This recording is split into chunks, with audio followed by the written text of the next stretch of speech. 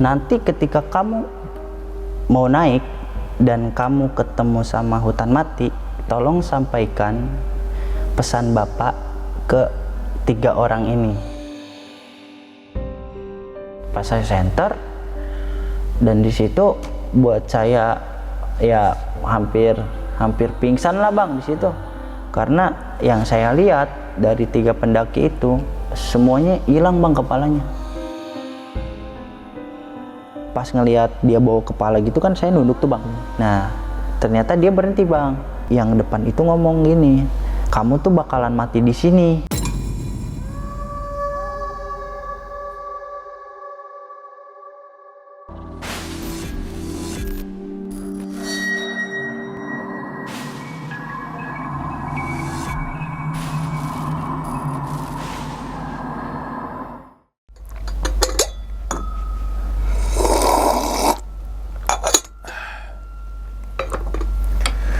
Assalamualaikum warahmatullahi wabarakatuh. Kembali lagi bersama gue Sumar Adi Wijaya atau biasa dipanggil Umang dalam segmen Kisah Mistis Pendaki. Nah teman-teman semua, pada video kali ini atau pada kesempatan kali ini lagi saya tidak akan membawakan sebuah cerita, dan namun menghadirkan narasumber yang tentunya mempunyai pengalaman mistis saat pendakian gunung.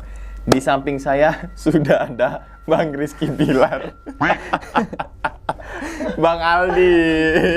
Gimana Bang? Kabarnya Bang? Sehat-sehat, Sehat Bang ya? Alhamdulillah. Jadi teman-teman semua, Bang Aldi ini merupakan salah satu pendaki yang dari kota, apa ya sebutnya Bang ya? Bisa disebut sih kota Cikajang, Garut. Garut. Yeah. Cikajang ya? Iya. Cikajang. Berarti asli lahir di situ? Hasil lahirnya di Banten, cuman pernah tinggal di situ. Tinggal di Garut. Iya, pernah tinggal di Garut. Oke. Bang Aldi, kesibukan sekarang apa nih Bang? Kesibukan sekarang sih lebih ke karena kerja ya Bang. Jadi gak ada kesibukan yang lain selain kerja. Kerja gitu, ya? ya. Oke. Yang penting untuk menafkahi lah Bang ya? Iya, untuk memenuhi kebutuhan yang hidup. Yang penting berkah. Iya. Nah, itu kan. Dan kita harus bersyukur. Kita bersyukur sekarang bisa ngopi, ya kan? Ngopi Bang. Ngopi gitu kan, ketemu sama temen itu kan rasa syukur juga kan ya. Ketemu rasa sama orang baru dan juga menjalin tali silaturahmi gitu kan. Betul. Oke Bang Aldi, pada video kali ini nih Bang, Abang akan menceritakan pengalamannya saat naik gunung mana nih Bang? Pendakian ke Gunung Cikuray tahun 2016 Bang. Wah, ya. Cikuray 2016. Iya. Saya tebak dulu nih, jalur 2016 masih viral-viralnya jalur pemancar. Ya. Lewat pemancar? Bukan. Wih. Kita pendakian lewat arah Piacarik Bang. Carik? Ya, Piacarik bener. Oh, Carik ada nama yang lain nggak Bang? Carik atau apa gitu? Piacarik atau Pia Olan. Olan? Iya. Itu Abang masih ingat nggak desa apa? Atau biasanya kan kalau misalkan Gunung Gede, Putri kan Cianjur gitu. Itu masih desa apa? Maksud kabupaten? Kalau itu masuknya masih desa Griawas sih Bang. Oh. Ya, jadi lebih tepatnya sih desa Griawas, masuknya bisa disebut desa Griawas, bisa masuknya ke desa Carik juga. Makanya, Carik itu nama desanya ya? Nama desanya. Oke, baru tahu nih. Jadi saya baru tahu informasi tersebut dari Bang Aldi nih. Tapi saya belum pernah lewat desa Carik gitu. Yang mungkin yang viral-viral satu kan pemancar gitu kan. Kira Janggot, jalur Cinta Negara kan gitu-gitu. Banyak jalur kan? Iya, banyak banget. Dan 2016. Kenapa Abang lewat situ? Padahal kan lagi viral pemancar. Karena posisinya waktu itu perdana juga Bang. Dan diajakin sama temen untuk naik ke Cikuray. Dan temen juga referensinya untuk masuk ke jalur yang emang hitungannya cepet gitu. Oh, cepat. Iya, karena berarti cepet. Jalur tercepat. Jalur tercepat untuk sampai ke puncak. Tapi ada mata air apa? Ada mata air. Ada mata air. Ada mata air. Sesudah hutan mati.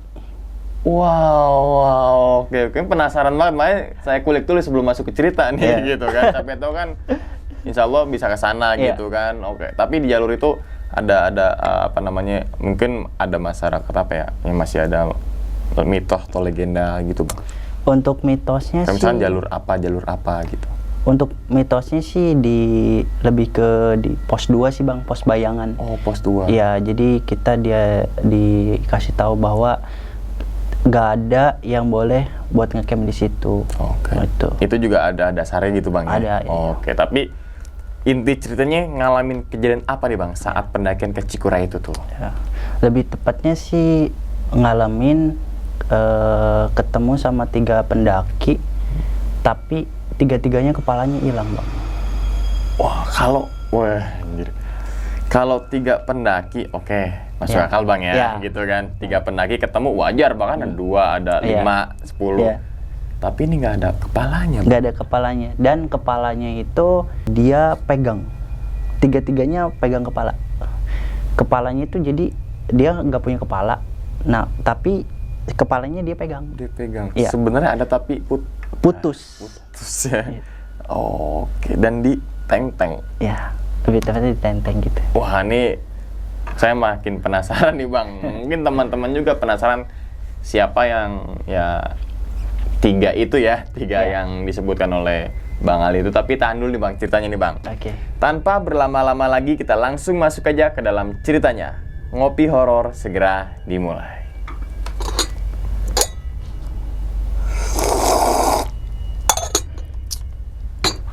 Sikat.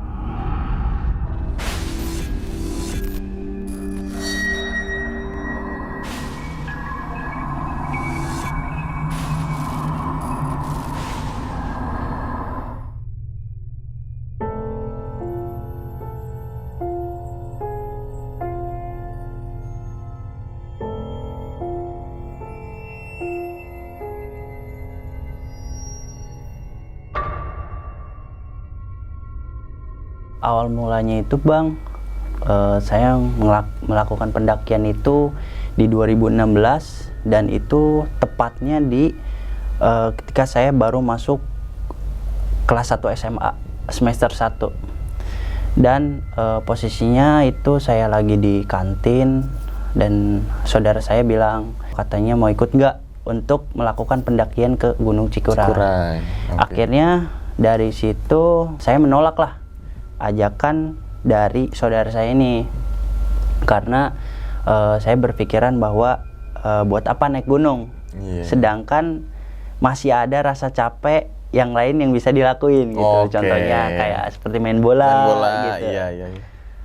Akhirnya nggak banyak bicara, saudara-saudara saya juga mengiyakan lah, maksudnya karena dia juga tahu sifat saya kayak gimana gitu. Dan kemudian saya disamperin lagi nih sama salah satu teman saya yang memang ngadain acara buat naik ke Gunung Cikuray. Saya di situ diiming-iming dan dikasih foto saat dia naik ke Cikuray, dan akhirnya dia bilang lah ke saya, Al, coba deh lihat foto ini, dia bilang gitu. Dan akhirnya saya lihatlah fotonya Bang. Ternyata itu foto pemandangan di saat dia foto di saat lagi sunrise dan ketemu awan yang emang indah banget gitu Bang. Apa? Lautan awan. Lautan awan. Iya. Karena ada sebutannya untuk Cikuray kan negeri di atas awan. Dari situ saya semakin terobsesi lah Bang, karena melihat foto itu dimana yang indahnya itu wah banget gitu. Sampai kemudian saya bilang lah ke teman saya yang ini yang ngajakin buat naik ke Cikuray, saya bilang oke, saya ikut gitu. Dan dari situ kita planning segala macam untuk hari pemberangkatan naiknya. Dan akhirnya teman saya tadinya memutusin buat naik di hari Jumat, karena dia bilang untuk naik itu kan di sekolah hari Kamis, jadi dia bilang hari Jumat aja kita naik. Di situ masih terjadi perdebatan karena saya bilang buat janganlah, kenapa harus hari Jumat sedangkan di hari Jumat kita masih sekolah gitu. Oke. Kenapa hari Sabtu Minggu ya? Gitu. Terus ya, masih ada hari-hari yang emang dimana kita free banget gitu. Akhirnya banyak perdebatan, pro kontra juga, dan teman-teman pun bersuara kita berangkat di hari Sabtu. Singkat cerita, di hari Jumat saya bilang lah ke keluarga saya, itu emak sama nenek saya gitu. Terus akhirnya dari situ saya bilang, "Ma, saya mau izin ya untuk berangkat ke Gunung Cikuray. Dan akhirnya nenek saya pun bilang lah, mau ngapain kamu ke Gunung Cikuray? Emang ada acara apa? Emang nggak takut kalau nanti gunungnya meletus gimana? Gitu. Udah banyak pikiran yang negatif lah dari antar mama saya dan nenek saya itu. Akhirnya saya mencoba untuk menenangkan diri dan berfokus untuk meminta izin kepada bapak. Dan ternyata jawaban bapak itu berbalik, iya bertolak belakang lah gitu bang. Bertolak belakang karena mungkin dulu bapak juga pernah melakukan pendakian ke Gunung Cikuray itu. Saya izin ke bapak, Pak saya minta izin untuk melakukan pendakian ke Gunung Cikuray. Dan akhirnya jawaban bapak saya pun memuaskan gitu untuk mengizinkan saya untuk naik ke gunung itu. Bapak saya bilang, emang kamu mau naik berapa orang?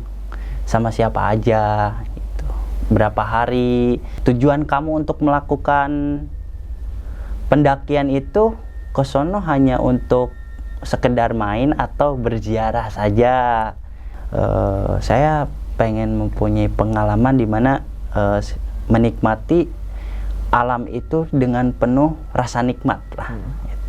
Akhirnya bapak saya mengizinkan, tapi sebelum itu bapak saya sempat bilang kayak gini bang, nanti ketika kamu mau naik dan kamu ketemu sama hutan mati, tolong sampaikan pesan bapak ke 3 orang ini. Maaf ya bang, saya nggak bisa sebutin orang-orangnya siapa aja. Untuk yang ini satu, yang ini satu, yang ini satu, sama untuk penunggu dari Gunung Cikuray itu.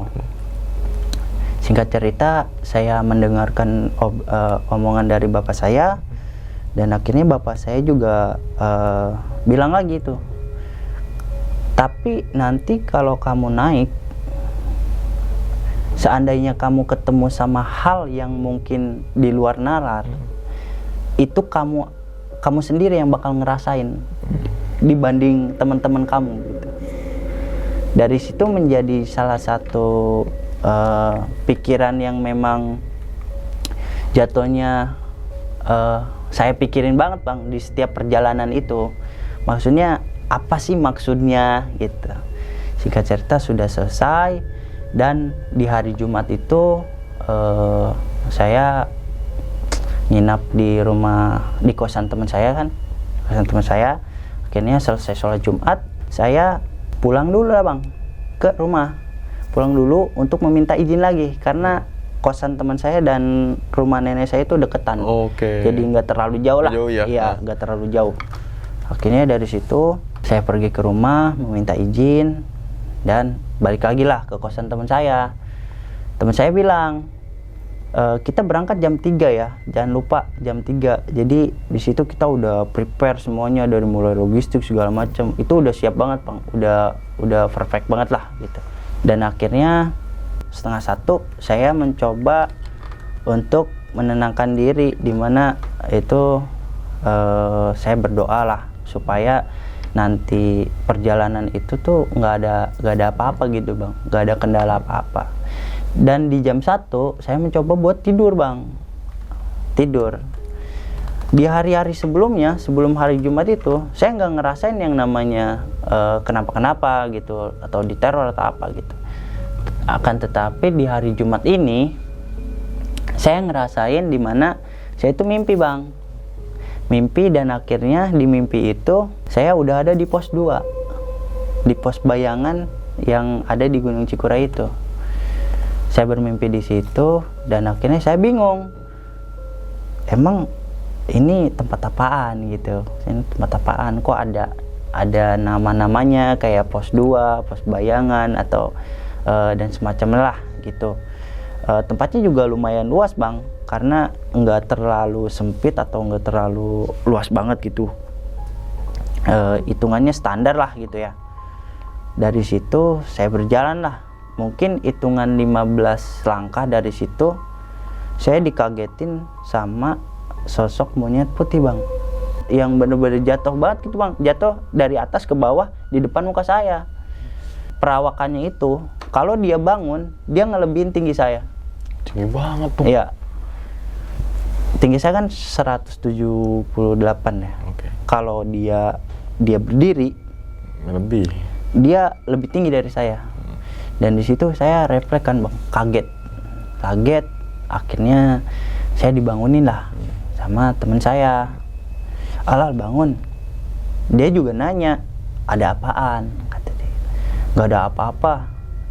Saya bilangnya tadi mimpi jatuh gitu bang. Kaget gitu Iya, kaget, mimpi jatuh, kaget. Oh yaudah, tadinya dia bilang, ayo kita berangkat. Dan posisinya itu masih jam 2:30 bang. Karena nanggung mau sholat asar kan, saya bilang nanggunglah sholat asar dulu. Ya udah, semuanya sholat asar dulu kan. Nah di jam 3 lewat 10 lewat 15 kita prepare berangkat abang. Di arah jalur Carik itu kita ke Posimaksi dulu untuk ngambil tiket, pembayaran tiket gitu. Dan akhirnya ternyata kita nggak usah bayar karena katanya masih warga Garut gitu. Oh. Masih warga Garut, masih warga situ lah. Akhirnya kata temen, oke yaudah kita lanjut. Singkat cerita sudah masuk ke arah perbatasan yang Gunung Mati, yang Hutan Mati itu bang. Dan di situ saya ingat sama omongan dari bapak saya. Saya berdoa. Di situ saya berdoa tuh paling lama bang, paling lama. Mungkin ada sekitar 20 menit saya berdoa.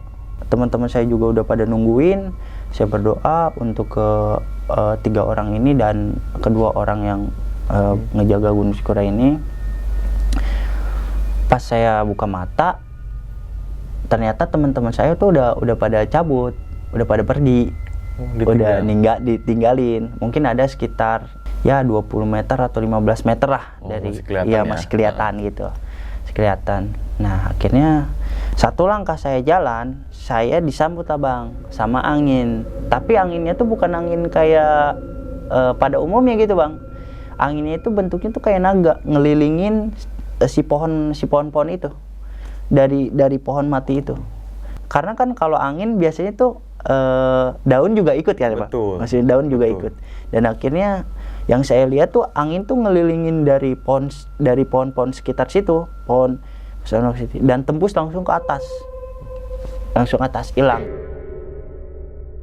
Di situ saya nggak berpikiran negatif tentang masalah angin itu ya bang, karena dalam hati saya alhamdulillah ada sambutan, maksudnya saya disambut nih untuk melakukan pendakian ini. Singkat cerita teman saya manggil, Al ayo cepetan. 15 langkah dari situ juga saya dikagetin lagi bang. Pas saya jalan, ternyata ada ranting jatuh dari atas, tepat banget di muka saya, depan muka saya gitu. Dari situ saya ngelihat dong, refleks ngelihat ke atas, takutnya ada apa gitu, tupai yang loncat. Ternyata pas saya lihat ke atas, itu monyet yang tadi bang, yang ada di mimpi saya, monyet putih itu. Dia ngeliatin saya dan akhirnya dan yang bikin saya ngeri itu dia loncat tapi jaraknya itu jauh banget bang. Jadi loncat ke satu pohon ke pohon yang lain itu jauh banget. Itu hitungannya bisa sekitar 20 meter sampai 30 meter.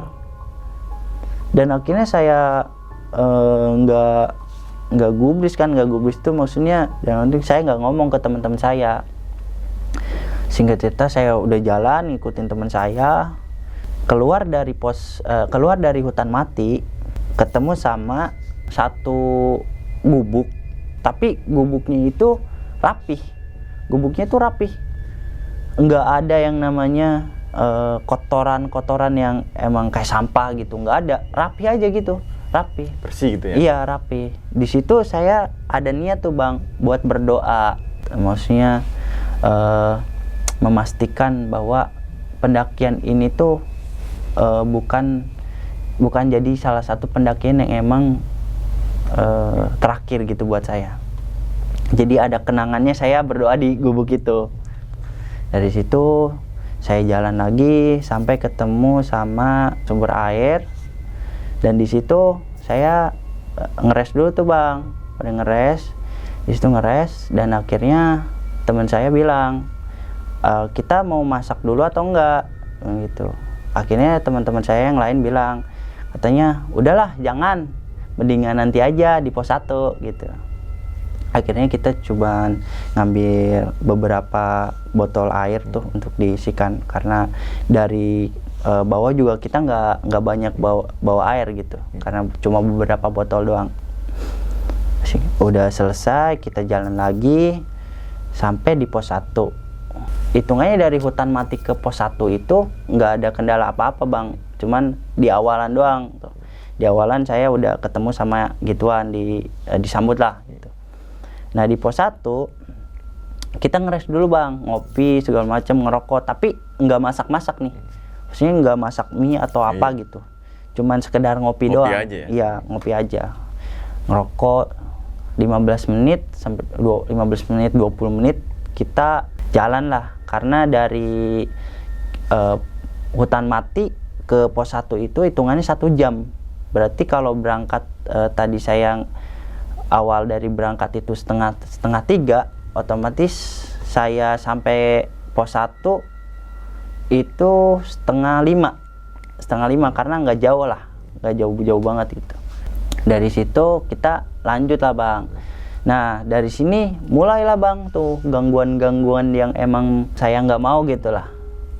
Dari situ saya ngerasa kalau kaki sebelah kiri saya itu sakit banget bang. Jadi sakitnya itu kayak digebukin. Sakitnya bukan sakit yang emang kayak berat, enggak gitu, tapi sakitnya kayak digebukin. Dan akhirnya di situ saya sampai jatuh. Teman saya bilang, kenapa? Enggak kenapa-napa, masih positif lah bang, di situ masih positif. Di situ saya bilang, kayaknya sepatunya kekencengan deh, gitu. Sepatunya kekencengan. Dan di situ teman-teman saya juga kayak pada, oh yaudah istirahat aja dulu deh kalau gitu.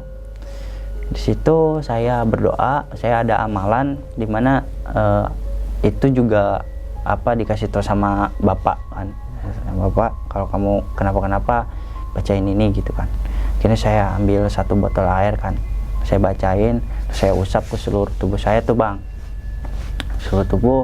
Udah selesai 5 menit berjalan, akhirnya kaki saya tuh nggak sakit, udah nggak sakit nih bang, udah sembuh aja gitu, udah sembuh. Akhirnya saya bilang, ayo jalan lagi. Akhirnya kita jalan lah bang. Dari pos 1 ke pos 2 itu butuh waktu sekitar 1 jam juga, karena dari pos ke pos itu nggak jauh gitu. Estimasinya kita berangkat sampai puncak itu ya paling cepet 3 jam atau 4 jam, paling lambat itu 5 jam. Ternyata si gangguan itu tuh pindah bang ke tangan kiri saya. Jadi tangan kiri saya itu sama kayak digebugin, sakitnya itu kayak digebugin. Dari situ akhirnya saya berhenti lagi.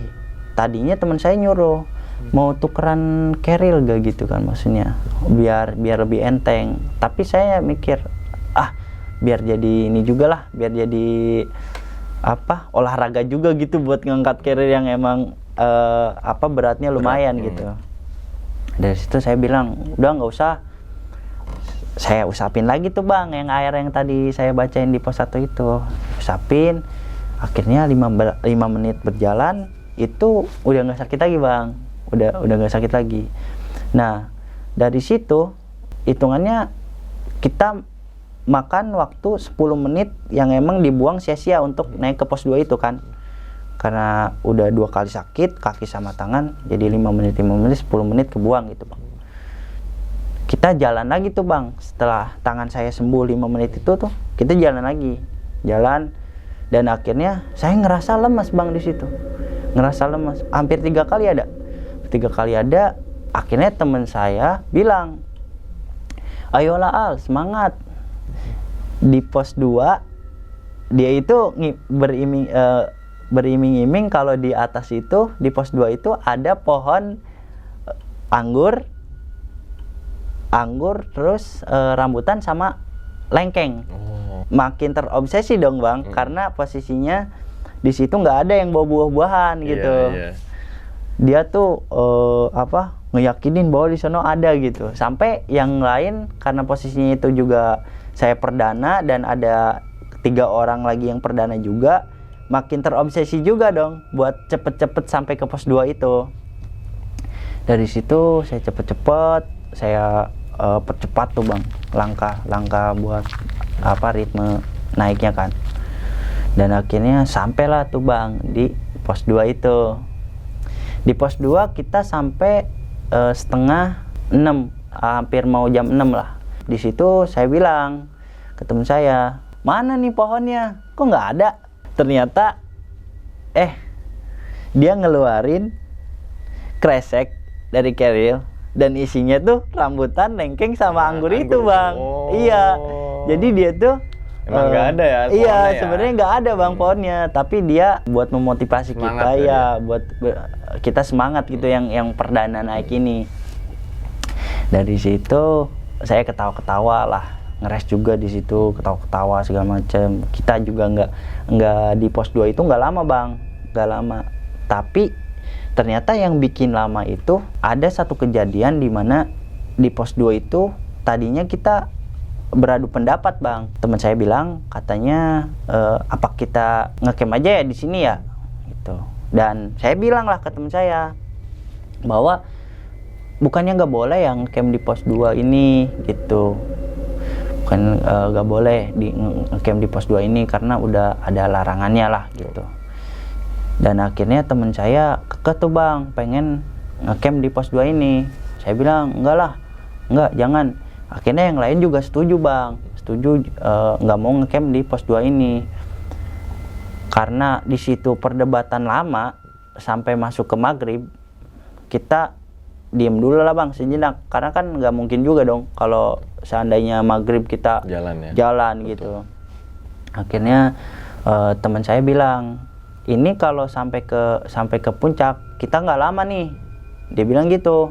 Sekarang gini aja deh, kita bagi 2 tim itu tuh yang tadinya 8 orang, jadi dibagi 2 bang, dibagi 2 jadi 35, formasi 35. Oh iya, gue nge-like gue 35 atau 44 35. Iya. Formasi 35. Nah, dan yang 35 ini, yang 3 yang saya sebutin tadi perdana ngikut yang sama yang 2 yang udah pernah naik juga, yang sering lah naik gitu. Nah, yang 3 ini hitungannya ada saya bang, 1 dijaga sama yang udah pernah naik juga. Tapi di situ pikiran saya makin kebayang-bayang bang, flashback lagi ke omongan bapak saya. Akhirnya yang 3 itu memutuskan buat kayak ya udah jalan gitu. Sesudah maghrib itu ya udah jalan. Akhirnya kita jalan, dan singkat cerita ternyata saya nggak sadar kalau seandainya saya tuh kecepatan bang jalannya. Kayak orang lari. Kata teman saya sih saya kayak orang lari. Padahal abang biasa aja ya? Iya. Kata teman saya yang tadinya saya sakit kaki terus tangan gitu, kok bisa saking semangatnya buat sampai ke atas gitu. Dan akhirnya saya ngelihat ke belakang itu, ternyata teman saya udah pada gak ada bang, ketinggalan, udah ketinggalan jauh gitu, tinggalan jauh. Dan itu posisi udah deket sampai pos 3, karena saya ngelihat di atas itu udah banyak kayak lampu-lampu gitu, dan saya mikirnya udah deket puncak kali ya gitu. Dan akhirnya saya mencoba buat istirahat dulu lah bang, istirahat dulu di pinggiran jaluran itu, jalur yang buat naik sama turun itu. Jadi saya di pinggir jalur itu, terus saya duduk, karena kan saya bawa center sama headcam gitu ya bang, buat di kepala tuh. Nah akhirnya saya coba center ke kanan ke kiri, dan ternyata nggak ada apa-apa gitu. Takutnya tuh ada babi atau gimana gitu kan. Setelah saya center saya ngedengar dari atas tuh ada yang turun bang. Kedengeran posisinya tuh suara pendaki yang mau turun, dan saya berpikiran, oh mungkin ada yang mau turun kali jam segini gitu kan. Karena itu juga belum sampai jam 8 setelah maghrib mungkin masih ada 6:30 lah bang, 6:30. Dari situ pas saya senter tuh orangnya tuh belum kelihatan bang, karena jalurnya itu kan ada yang kayak belok gini gitu. Akhirnya suara itu tuh makin saya dengar makin deket, tapi orangnya tuh nggak ada bang, orangnya tuh hilang gitu maksudnya. Nah akhirnya saya coba senter lah bang, pakai senter, kalau bang Umang tahu senter Brimob kan ada kecil gitu ya bang, yang polis ya? Kecil iya. Kalau di senter dia dinyalain tuh diputer itu nyebarnya sampai kemana-mana gitu. Ini lagi iya kecil ya, banget gitu ya. Sampai nyorot banget gitu. Saya sorot ke jalur yang belok gitu, kayak belok, jalurnya kayak belok gitulah.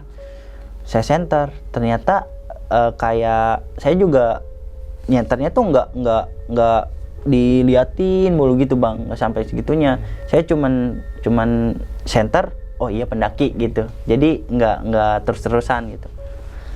Akhirnya dari situ tiga pendaki ini, si pendaki ini tuh yang saya bilang suaranya ada tapi orangnya nggak ada, ternyata udah deket bang sama saya.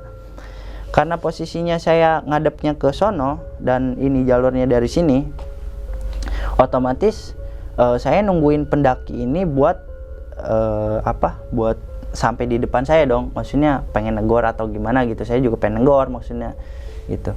Tapi yang anehnya, yang kelihatan saya itu, karena dia tiga pendaki, yang saya lihat itu dia tuh nggak ada bang, bawa senter atau bawa headcam gitu, nggak ada penerangan lah, tapi dia bisa gitu ngelihat jalur. Apa mungkin terang atau gimana kan, tapi sepenglihatan saya tuh itu jalur maksudnya gelap gitu, nggak ada penerangan sama sekali, nggak ada penerangan sama sekali gitu. Nah ternyata pas udah deket sekitar mungkin ada 3 meter atau 4 meteran, saya senter lagi lah bang, si tiga pendaki itu kan, saya senter lagi. Ternyata pas saya senter, dan di situ buat saya ya hampir pingsan lah bang di situ, karena yang saya lihat dari tiga pendaki itu semuanya hilang bang kepalanya.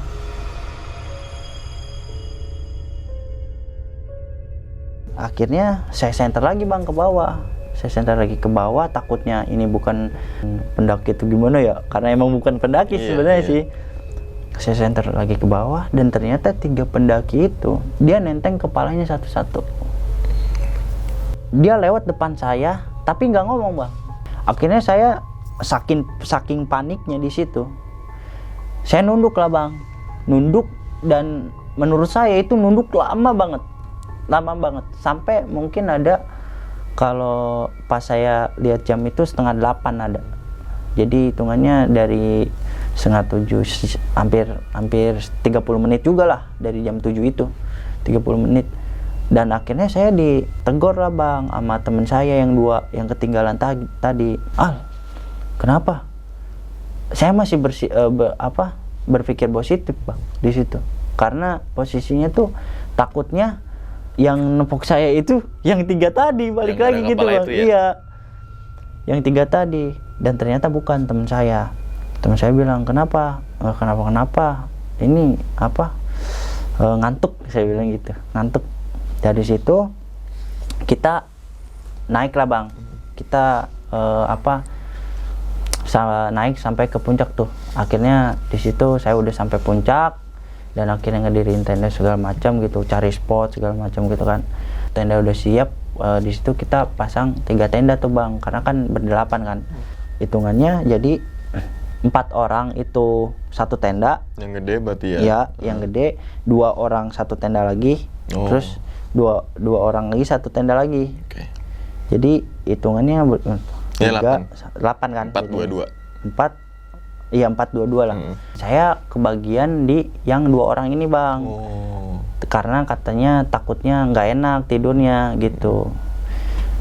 nggak enak tidurnya. Singkat cerita kita juga teman-teman saya itu udah nyusul kan, udah datang, dan ternyata pas saya lihat jam, saya sampai itu jam 8 tuh bang. Sebelum ngedirin tenda itu saya sampai tuh jam 8, dan teman saya nyusul di jam 9 baru sampai. Akhirnya saya ngopi segala macam, buat makanan kan, bikin mie gitu, dan akhirnya saya coba ngelihat ke arah atas bang. Ternyata di arah atas itu ada tugu ya ukurannya 3x3 lah.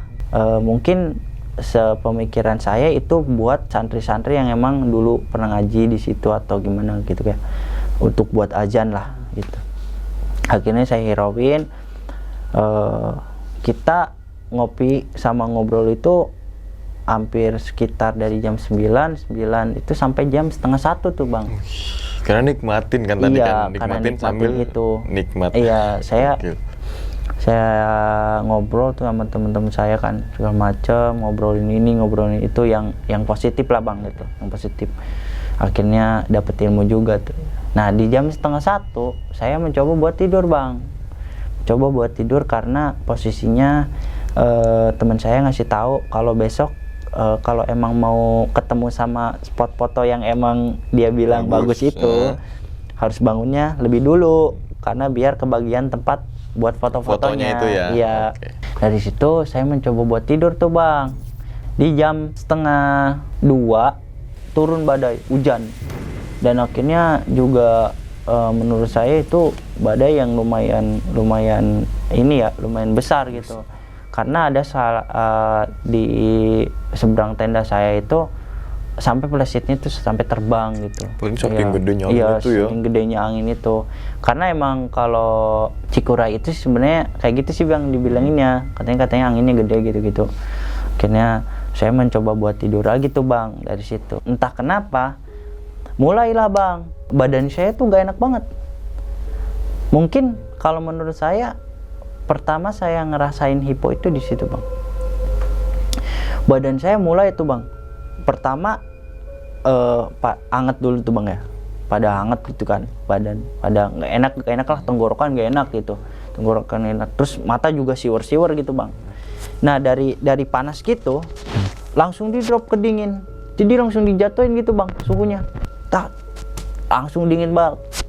Di situ saya ngerasain yang namanya kalau dipegang itu sakit banget. Jadi badan saya itu kayak ditempel sama es gitu bang, sampai pucat, bener-bener pucat. Nah di setengah 2 sampai jam 3 itu saya ngerasain bang gitu-gitu terus. Dan di jam 3 saya kebangun karena posisinya karena tidur gak enak, karena ngerasain kayak gitu. Saya mencoba bangun karena hidung saya tuh kayak netes kayak maaf ya bang, kayak ingus gitulah. Iya. Ingus. Ternyata tuh bukan ingus bang, tapi itu darah. Saya pengen keluar buat ngambil air gitu ya, sama pengen masak air hangat gitu bang, maksudnya pengen ngangetin badan. Karena posisinya di situ saya tidur udah pakai sleeping bag, terus pakai jaket udah tiga lapis, tapi masih tetap dingin bang, sampai menggigil banget lah gitu. Dan darahnya itu lumayan banyak bang. Kental? Iya kental gitulah, nggak cair gitu, nggak kecampur sama ingus tadi. Dari situ saya tutupin bang pakai shawl. Saya tutup pakai shawl karena nggak mau kelihatan sama teman saya juga kan. Di situ tadinya saya pengen ngebangunin teman saya bang, tapi karena ngelihat teman saya juga kayaknya udah tidur berat banget kan di situ, kayaknya kalau bangunin juga agak susah gitu. Saya pengen keluar juga percuma, saya lemas gitu. Akhirnya di jam 3 saya ngedengar salah satu dari teman saya keluar bang, keluar tenda. Ternyata pas teman saya keluar, datanglah pendaki yang baru sampai. Itu pendaki dari Bandung, 2 orang. Katanya dia berangkat dari jam 11. Nah dia lewat jalur pemancar tuh bang yang dari arah Garut. Nah itu dia katanya disesatin bang, diputar-putar jalannya, jadi dia ke situ-situ aja. Singkat cerita dia udah sampai di atas, dan teman saya ngelihat karena posisinya jauh dari orang itu, dia baru nemu spot buat diriin tenda. Katanya teman saya itu ngeliat kalau saya ngebantuin 2 orang pendaki yang dari Bandung itu ngedirin tenda, Bang. Padahal posisinya saya lagi ada di tenda dan saya ngerasain tenda. Itu, iya. Waduh, siapa yang itu ya? Karena katanya teman saya sebelumnya juga digangguin, tapi nggak cerita dulu, Bang, kan? Nggak cerita dulu ke saya atau ke teman-teman yang lain. Dia ngelihat terus dia ngobrol, Bang, sama saya. Ngobrol kayak biasa, maksudnya nggak tidur gitu-gitulah. Akhirnya selesai tenda dibuat tuh yang orang Bandung itu udah selesai. Akhirnya dia balik lagi lah, Bang, ke tenda, manggil teman saya yang tidur sama saya itu. Manggil maksudnya pengen explore nih setempat, takut ada yang kenapa-kenapa. Biasa, Bang, anak mapala kan gitu-gitu. Akhirnya ngebangunin, dia kaget, Bang, dari situ. Pas ngebuka tenda saya, nah ini siapa gitu kan. Pas dia bangunin, dia ngelihat muka saya udah pucat banget, Bang. Itu posisinya tuh udah kayak orang mau mati gitu. Itu udah pucat banget, sepucat-pucatnya. Akhirnya dia ngelihat darah, makin panik dia di situ.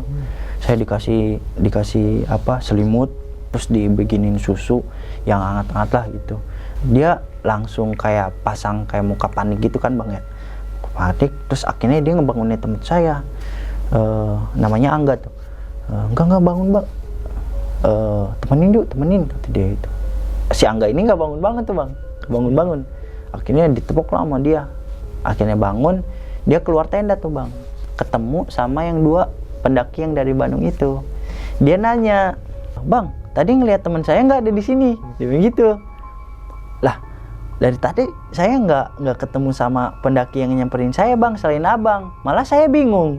Abang malah cerita-cerita sendiri, ngobrol-ngobrol sendiri gitu, Bang. Iya. Dari situ teman saya makin bingung, Bang, di situ. Akhirnya teman saya balik ke tenda. Di jam 3:30 subuh itu, badan saya udah mulai enakan tuh, Bang. Dan badai pun reda di situ. Akhirnya teman saya bilang, "Nanti kalau emang mau ikut sunrise, bangun ya jam 5:30. Dia bilang gitu. Akhirnya saya mencoba buat tidur lah, Bang. Lagi dan lagi saya bermimpi ketemu sama 3 pendaki yang saya temuin pas saya mau naik ke pos 3 itu. Yang nggak ada kepala itu? Yang nggak ada kepalanya itu.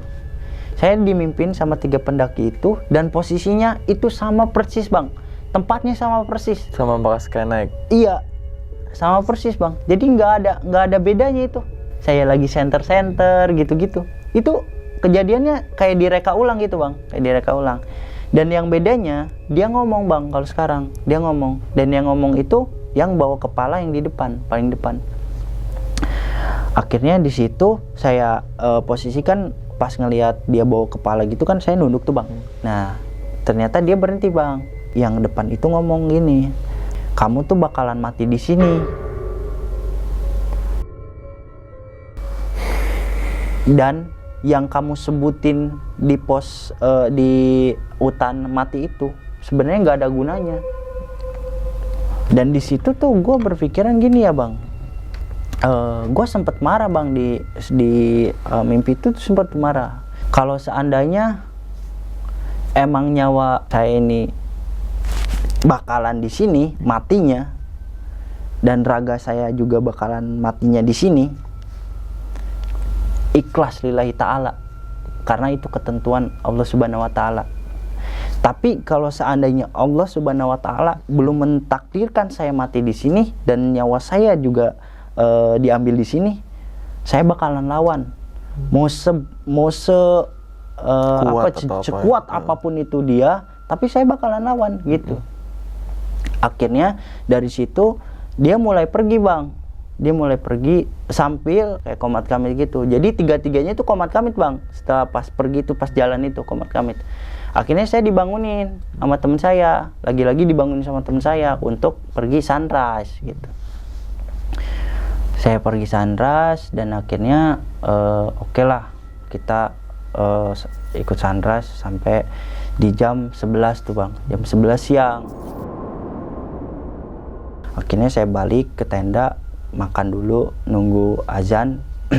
nunggu azan. Dan di jam 12:30 itu kita prepare pulang bang, beresin tenda segala macam. Tenda sudah beres, akhirnya kita berdoa lah bang ya, supaya dimana turun kita itu gak digangguin gitu, gak ada kendala apa-apa. Di situ selesai berdoa, lagi dan lagi teman saya nganjurin buat dipecah bang, jadi 35 lagi. 2 tim ya? Iya, 2 tim itu dipecah jadi 2 tim, jadi 35 lagi, kayak yang pas naik di pos 2 ke pos 3 itu. Dari situ lagi-lagi saya dapet yang 3 itu bang, jadi timnya tuh nggak ada yang beda, timnya sama itu juga. Tim sama itu. Terus saya bilang ke teman saya gini, kalau seandainya nanti saya lari, berarti saya pengen buru-buru buat pulang gitu, karena udah panik bang, udah panik, pokoknya pikiran itu udah nggak karuan lah. Saya udah ngalamin kejadian hal yang sama, terus masuk lagi ke mimpi gitu kan. Akhirnya dari situ kita berangkat tuh bang, dan ternyata benar saya lari bang di situ, lari karena jalurnya juga masih nggak ketemu jalur yang bercabang gitu. Singkat cerita, saya lari dari atas sampai ketemu sama pos 2 tuh, pos bayangan. Nah di pos 2 itu saya mikir, kalau saya tinggalin teman saya, takutnya nanti ketemu ya amit-amitnya tahu-taunya jadi ada jalur bercabang, gimana gitu kan. Akhirnya saya memutuskan buat berhenti dulu lah bang, terus kayak ngeres dulu kan, minum segala macam. Dan akhirnya saya ngeliat tuh ke atas kan, kiri ke kanan gitu, kayak pemandangannya emang bagus gitu. Dan akhirnya 5 menit dari situ ada yang nepuk pundak saya bang dari belakang. Terus saya berpikir, terus bilang juga dalam hati saya, kenapa sih harus digangguin mulu gitu bang, emang nggak ada gitu, maksudnya orang lain yang selain saya yang bisa kalian ganggu gitu. Dari situ saya mencoba berani buat nengok lah bang ke belakang. Ternyata ada satu pohon, di mana pohon itu tuh gede banget bang. Dan akhirnya dari pohon itu dia nongol bang, tapi kepalanya doang gini. Dan kepalanya itu tuh semuanya hitam bang, nggak kelihatan muka atau matanya itu nggak kelihatan, hitam aja, pokoknya pure hitam, nggak ada kelihatan apa-apa. Dari situ saya makin panik bang, dan akhirnya mutusin buat ya udahlah lanjut lagi aja dari pos 2 ke pos 1 gitu kan. Di situ saya jalan, akhirnya lari lah. Pas lari itu saya jatuh tuh bang ya, dan ketemu sama pendaki yang baru naik tuh. Bang, kenapa bang, jangan lari-lari, dibilang gitu kan. Dia, enggak kenapa tuh.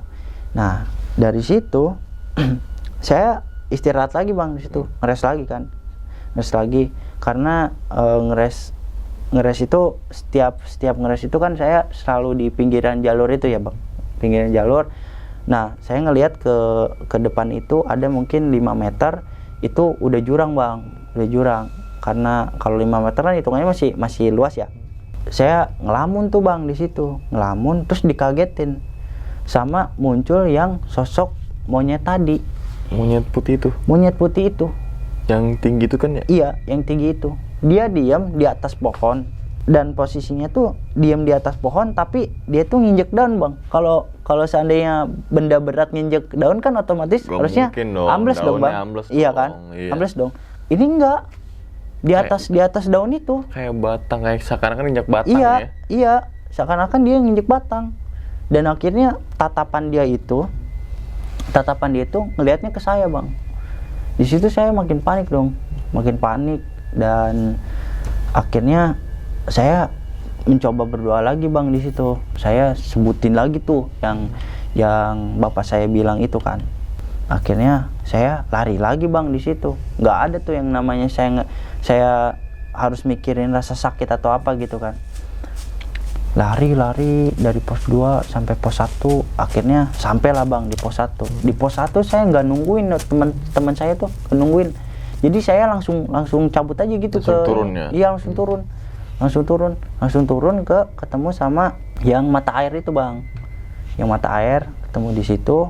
Dan akhirnya saya coba bersih-bersih dulu tuh bang, bersih-bersih karena baju kotor kan.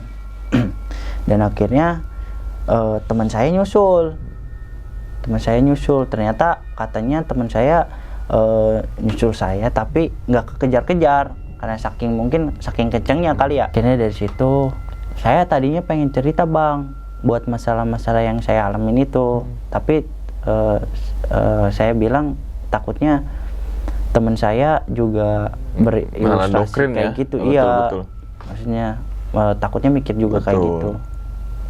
Dari situ kita nungguin teman saya yang satu lagi, ternyata lama banget bang jalannya, nggak ketemu. Akhirnya teman saya bilang, yaudah kita turun duluan aja deh gitu. Turun duluan, ketemu sama hutan mati, keluar dari hutan mati, gerbang hutan mati itu saya coba diem lagi bang. Dan akhirnya teman saya bilang, nanti saya tungguin di pos Simaksi aja ya, kata dia gitu. Akhirnya dari situ ya udah, karena lumayan nggak terlalu jauh gitu bang dari hutan mati ini ke pos Simaksi kan. Dari situ saya diem dan akhirnya saya mikir bang, ini kenapa sih digangguin mulu gitu. Dalam hati tuh campur aduk gitu bang, yang ditemuin apa, yang dialamin apa, terus aja bertanya-tanya gitu. Apa yang dibilangin sama bapak saya itu oh ini gitu bang, maksudnya. Pas dari situ saya coba ngeliat ke arah mau masuk ke hutan mati. Jadi hutan mati itu lurus gitu bang, jadi posisinya jalannya itu nggak belok-belok, jadi lurus aja gitu, lurus terus nanjak gitu. Pas saya lihat ke kanan, ternyata yang bikin saya shock lagi di situ, yang monyet putih ini sama yang tadi saya bilang ketemu yang nongol itu. Nah ternyata dia pakai jubah bang, dia pakai jubah hitam, terus mukanya nggak kelihatan. Dia berdiri bareng-bareng sama si monyet itu sambil ngeliatin ke saya. Berarti bisa dibilang yang monyet itu masih satu sekawan itu ya? Iya.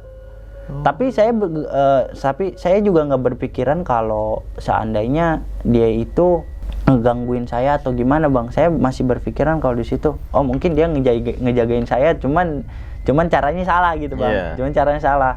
Dia lama bang natap saya, yang monyet sama yang jubah itu tuh lama. Jadi tatep-tatepan gitu kan, tatep-tatepan. Terus saya bilang dalam hati saya, kalau sekali lagi gangguin teman saya, kalian hilang dari sini. Setelah saya bilang kayak gitu, ternyata bener hilang bang. Dia hilang. Jadi dua-duanya? Iya hilang. Jadi kayak hilang aja gitu ke bawah angin. Dari situ saya langsung turun ke bawah nyusul teman saya kan ke pos Simaksi. Jadi kata teman saya di pos Simaksi itu dia baru bilang bang, katanya teman saya itu ngelihat pas saya berdoa itu udah diikutin sama yang hitam itu, yang sosok jubah hitam itu. Dan pas dia ngelihat ranting jatuh, ternyata teman saya juga ngelihat kalau di atas itu ada monyet putih itu. Berarti ranting yang jatuh itu karena ulah si monyet di atas? Iya. Keresek gitu? Iya. Nah itu jatuh kan, dia juga ngelihat, makanya dia dari situ kan dia manggil saya tuh, Al, ayo cepet gitu kan. Dan dia juga digangguin pas saya jalan duluan tuh bang ke pos 3. Jadi katanya temen saya yang satu lagi itu yang kan berdua ketinggalan dan saya kan duluan. Nah yang berdua, yang temennya satu lagi itu, temen saya satu lagi itu, dia tuh dibuat linglung bang sama yang si jubah hitam ini. Jadi katanya pas jalan itu dia tuh banyak ngomongin arahnya kemana. Dia bilang, emang jalurnya ke sini? Ah salah. Emang jalurnya ke sini? Ah salah. Gitu terus bang. Maksudnya sampai ketemu sama saya gitu. Sampai di atas itu dia udah sadar. Terus dia cerita lagi, katanya dia juga ngelihat sebelum dia nyamperin yang 2 orang dari Bandung itu yang baru datang, dia ngelihat kalau di atas tugu itu si jubah ini tuh berdiri di atas tugu itu bang. Dia berdiri terus dia ngeliatin teman saya itu, terus akhirnya teman saya juga nggak mau ngurusin hal-hal yang kayak gituan lah bang. Pas mau turun itu, pas arah pulang, dia kan ngelihat saya lari tuh bang. Nah ternyata yang si jubah hitam ini, dia itu ikutan lari bang katanya. Jadi teman saya tuh sepanjang perjalanan tuh digangguinnya sama yang hitam jubah ini. Sampai ketemu di hutan mati terakhiran itu, ternyata teman saya ngelihat duluan kalau si monyet sama si jubah hitam ini nungguin saya gitu. Makanya dia bilang, saya dulu ya, ntar ketemu aja di Pasimaksi gitu. Makanya dari situ, oh pantesan, maksudnya tadi kayak hawanya nggak enak aja. Tapi saya nggak bilang bang di situ, nggak bilang kalau ada kenapa gitu. Cuman dia doang yang bilang ke saya. Dari situ saya bilang ke teman saya, ya udah kalau gitu saya pulang duluan ya, saya mau sewa ojek soalnya. Saya sampai depan rumah paman saya tuh, assalamualaikum, ketok pintu kan, assalamualaikum. Nah yang jawaban itu hitungan kalau bibi lah gitu kan. Bibi saya tuh bilang katanya astagfirullahaladzim. Dia tuh sampai bilang astagfirullahaladzim bang. Dan ternyata yang dilihat sama bibi saya itu yang jubah hitam itu, ternyata dia ngikutin tuh sampai ke bawah, sampai ketemu di rumah bibi saya. Akhirnya bibi saya manggil paman saya yang satu lagi, terus saya dibuatin air lah tuh bang sama paman saya itu kan. Terus disuruh mandi. Dari situ saya mandi dan akhirnya saya sakit lah bang dari situ pas pulang dari pendakian itu 2 hari karena mungkin kaget kali ya bang, terus digangguin gitu. Dan bapak saya juga nanya, katanya bapak tuh sebenarnya udah nungguin apa yang kamu rasain selama di sono, karena sebenarnya bapak juga ngintai gitu. Tapi kan saya kan nggak tahu ya bang, maksudnya bapak saya ngintainya dari mana gitu kan. Terus bapak saya tuh langsung belak-belakan, kamu ketemu ini ya gitu. Katanya selama di ini kamu ngerasain kayak gini. Jadi dijelasin banget gitu sama bapak saya. Akhirnya ya itulah, biar jadi pelajaran buat kamu, karena katanya nggak selamanya di gunung itu orang yang berpenampilan baik terus berhati baik belum tentu di sana juga bakalan baik. Tapi ada juga gitu, maksudnya ketemu dengan hal-hal yang emang di luar nalar pikiran dia gitu. Situ oke lah, ya udah. Akhirnya setelah 2 hari itu saya sembuh, lanjut sekolah. Dan di situ teman-teman saya juga nggak banyak yang nanya ada apa, menikmati aja gitu bang momennya waktu pas naik itu kayak gimana gitu. Udah bang, gitu paling cerita dari saya untuk pendakian di Cikuray tahun 2016 itu.